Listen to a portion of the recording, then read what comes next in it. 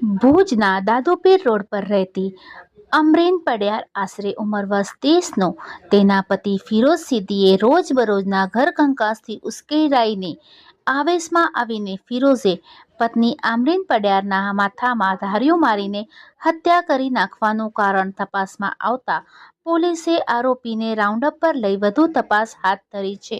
ભુજ શહેરના વિસ્તારમાં એક હત્યાનો બનાવ જે બનેલો છે એમાં 24 વર્ષની જે પરિણીત યુવતી છે જેનું નામ છે અમરીન પઢિયાર, અમરીન ડોટર ઓફ અલાના પઢિયાર, એને એના હસબન્ડે જ જેનું નામ છે ફિરોઝ ઉર્ફે બાવા સિદ્દી, એણે ધારિયાના ઘા મારીને એની હત્યા નિપજાવી છે. અને એ હત્યા નિપજાવીને જાતે જ ધારિયા સાથે પોલીસ સ્ટેશને હાજર થયો અને પોલીસને કીધું કે મારાથી મેં આવું કૃત્ય કર્યું છે.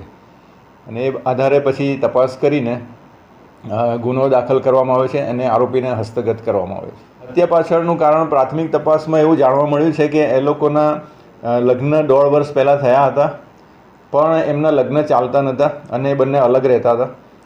અને આને જે આરોપી છે એને પોતાની પત્ની ઉપર ડાઉટ હતો, શંકા વહેમ રાખતો હતો એના, અને એ એની પર ગુસ્સે રહેતો હતો. અને પછી અચાનક જ એણે આ રીતે એની પત્ની ત્યાંથી પસાર થતી હતી દાદુપીર રોડ જે છે રેલવે સ્ટેશન, તો પાછળથી આવીને એણે ધારિયાના ઘા માર્યા માથામાં અને કન્ટિન્યુઅસ મલ્ટિપલ ઘા મારીને એની હત્યા કરી છે.